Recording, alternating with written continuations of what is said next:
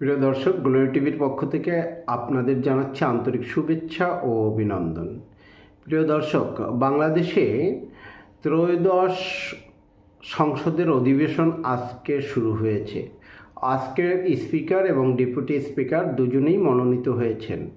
Speaker হয়েছেন major বীর মুক্তিযোদ্ধা মেজর হাফিজউদ্দিন আহমেদ বীর বিক্রম। উনি বিশিষ্ট মুক্তিযোদ্ধা ছিলেন, আপনারা বুঝতেই পেরেছেন। আমরাও আশায় বুক বেঁধেছিলাম, যেহেতু একজন মুক্তিযোদ্ধা স্পিকার হয়েছেন, সেহেতু বাংলাদেশে হয়তো এবার যারা মুক্তিযোদ্ধা বিরোধী ছিল তাদেরকে অন্তত একটা অন্যরকম বার্তা দিবেন।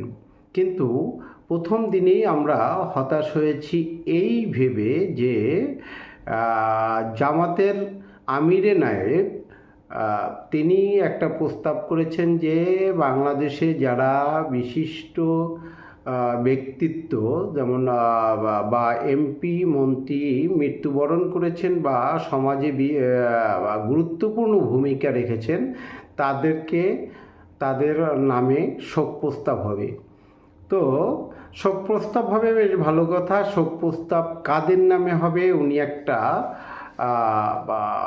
লিস্ট দিল অথবা ব্যক্তিগুলোর নাম উচ্চারণ করলো। সেই নামগুলো হচ্ছে কারা?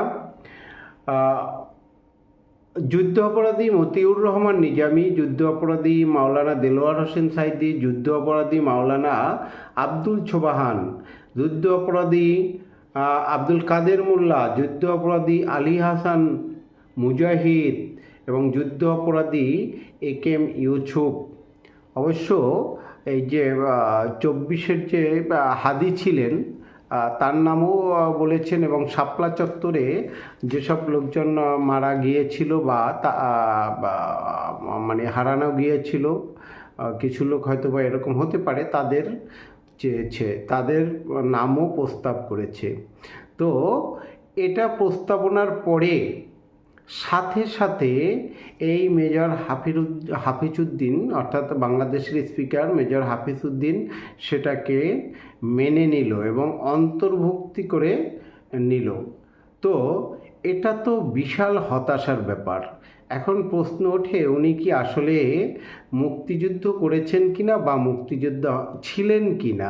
যেহেতু রাজাকারদের মৃত্যুর শোক প্রস্তাব আনতে হবে সংসদে, তাহলে তো এ ধরনের কথা বা ভাবনা মানুষের মনে আসতেই পারে। দেখা যাক এরপরে আর কী ধরনের চমক থাকে।